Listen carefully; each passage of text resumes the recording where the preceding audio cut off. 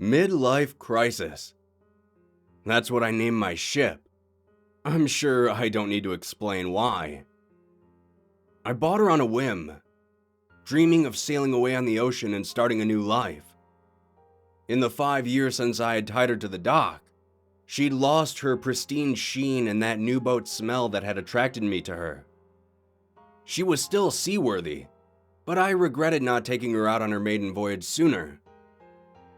I set sail on the Atlantic, with no clear destination in mind. I just wanted to go east, towards Europe. I'd used all the vacation days I had accumulated over the years to free myself up for an entire month. I had food, radio equipment, and a rudimentary map, the bare minimum. Then, one night, as I was sitting on the deck letting the waves gently rock the boat, I spotted something in the water. It was just a blip in the distant horizon, but one that was impossible to miss. A white shape that stood out from the dark blue expanse around me. Curious, I set down my bottle of lukewarm beer and wandered to the front of the boat. Unable to take my eyes off the shape, I pawed blindly at the top of my control console, trying to find the binoculars I remembered tossing there earlier. My hands landed on the lenses, so when I brought my binoculars to my eyes, all I could see was a streaky smudge. I sighed and quickly wiped them on my shirt and peered through them once again.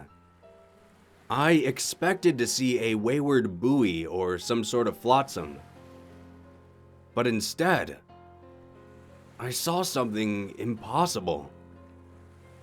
I saw a woman walking on the waves.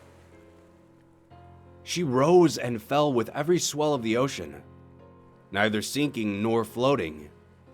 She casually strolled along the surface of the water, as if it were solid ground. I must be dreaming, I thought as I put the binoculars down and rubbed my eyes in disbelief. I was sure I'd wake up on my cot at any moment, and the surreal scene would fade from my memory. But when I pinched myself to check, I felt the stinging pain and I realized that I was indeed awake. I reacted out of instinct, not wanting to believe what I had seen with my own two eyes. I convinced myself she must have been a passenger from another ship, somebody who had fallen overboard, someone that needed to be rescued. I powered on the engine and set sail towards her. As I began to bridge the distance, I glanced through the binoculars once again for a better look. She wore an elegant dress, white, with lilac lace and a floral pattern embroidered on the larger surfaces. The skirt flared above her hips and fell in the shape of a church bell. The dress was tight around her waist, a corset holding her stomach stiffly in place and squeezing her chest up just enough for a hint of them to be visible at the low neckline. Her sleeves started below her shoulders and ended halfway down her upper arms, where they gave way to long silk gloves. Her feet weren't visible under the dress's frilled hem, but I imagine she must have worn elegant heels that matched her outfit. Her skin was paler than the moon hovering above us. That paleness, along with her heavy red lipstick and rosy cheeks, made her look almost like a porcelain doll. Her immaculate hair added to that impression. It was pinned back with a rose brooch and cascaded down the back of her neck, ending just above a black choker. The choker was accompanied by a gold chain and locket that dipped halfway down her chest. She looked like someone straight out of a history book. I was mesmerized. Watching her closely as we continued along our respective paths, she towards me and I towards her, as though we had become somehow tethered together. The waves should have made her drift off course, but somehow she kept going in a straight line, through the shifting terrain, as though pulled towards me by an unseen force. By the time I got close enough to see her clearly with my own two eyes, I knew right away she wasn't just another castaway. The waves at her feet were crystal clear and solid like glass, yet they buckled and rolled with the ocean's ebb and flow. I could hear the distant clatter of her heels on water as she approached. solids where there should have been liquids, clatters where there should have been splashes, walking where there should have been swimming.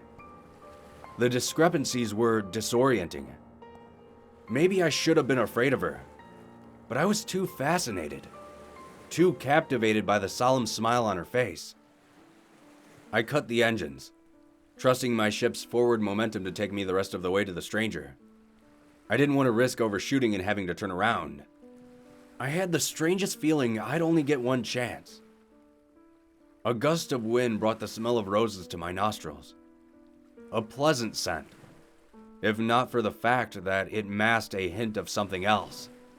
An odor that closely resembled the stench of dead rodents festering in a shed. That ripped me out of my awestruck stupor and grounded me back in reality.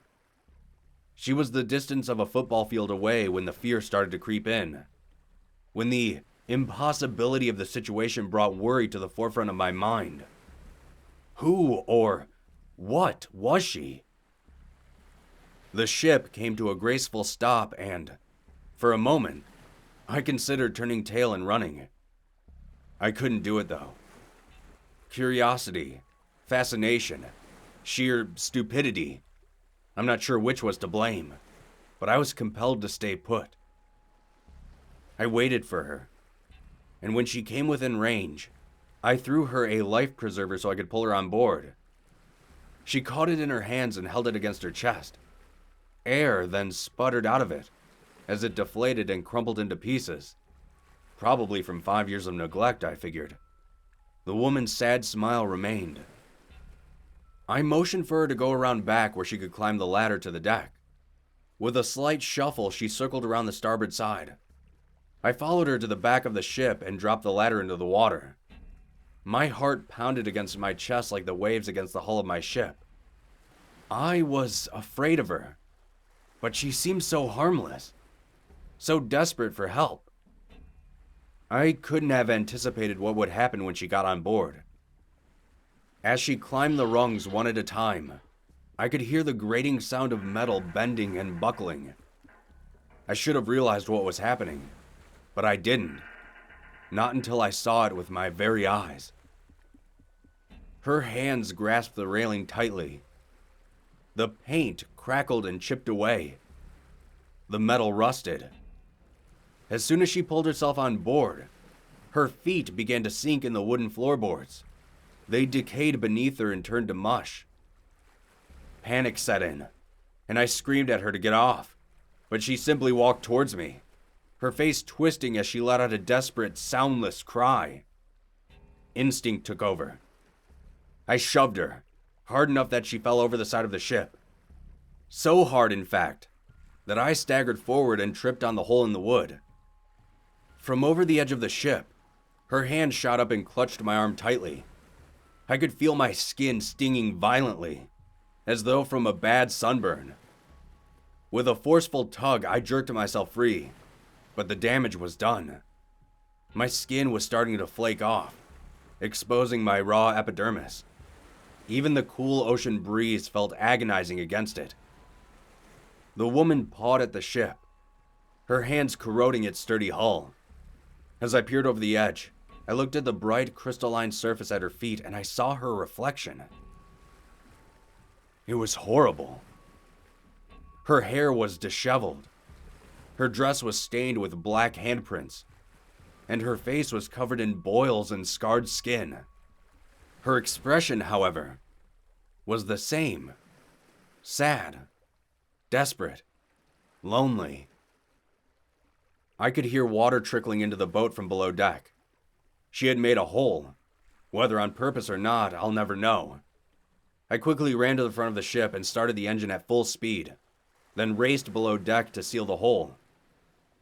Through the cracked metal hull, I could see her following in the boat's wake, even as it raced away. She was trying to catch up, but my boat was faster. Once I finally plugged the hole, I returned above deck. Something caught my attention. An object gleaming in the moonlight. It swung from the back railing like a pendulum. Taking care to avoid the rotten wooden planks, I reached around and grabbed the object. It was her locket. Unlike the rest of her, it didn't cause any decay. I pocketed the object and returned to the control console to adjust my heading. It was time for me to head home. To be honest, I had forgotten all about the locket by the time I reached port. I was in too much pain and still reeling from the encounter with the woman walking on the waves. I tied midlife crisis down and rushed to the hospital to get my arm treated. The doctor said it looked like a chemical burn. I didn't correct them. It wasn't until I returned home that I saw the necklace again. It clattered against the bottom of my washing machine as I threw my clothes inside. I reached in and pulled it out. Inside was the painted portrait of a mustached man in a top hat, wearing a fitted jacket, high-collar shirt, and some sort of frilly bow tie. I brought it to an acquaintance of mine, a historian that worked the museum circuit. He pried the portrait loose and looked at the back. A note had been penned on it. It read, Duke E.S., 1885. After a bit of research, he was able to track down the pendant's origin. The man painted on it was Duke Edward Smith, married to Duchess Elizabeth Smith. She was rumored to be a loose woman. When she contracted syphilis, Edward had her thrown to sea, alive. It said that she swam after the ship, following it for hours from afar, before succumbing to the waves.